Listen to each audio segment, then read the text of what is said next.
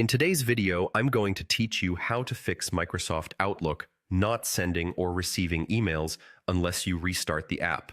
If Outlook only syncs after you close and reopen it, there's a good chance a background update process is getting in the way.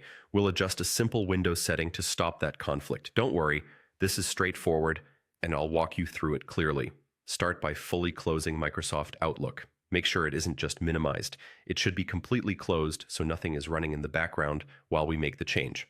Next, go to the Windows search bar. You can also click the Start menu if that's easier. In the search box, type Services. I'll include the exact word in the video description so you can copy and paste it if you're unsure about spelling. From the results, click on the Services app to open it. When the Services window appears, you'll see a long list of services that run on your computer. If it helps, click the name column to sort them alphabetically. Now scroll down until you find Google Update Service. You should see two entries with similar names, which is normal. Right-click the first Google Update Service and choose Properties. In the Properties window, look for the Startup Type drop-down. Change this to Disabled. Then click Apply and click OK to save the change. If Windows prompts you for administrator permission, approve it. You may need admin rights to modify service settings.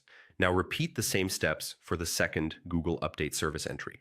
Right-click it, open Properties, set the Startup Type to Disabled, then click Apply and OK. Disabling both ensures the background update tasks don't interfere with Outlook's connection.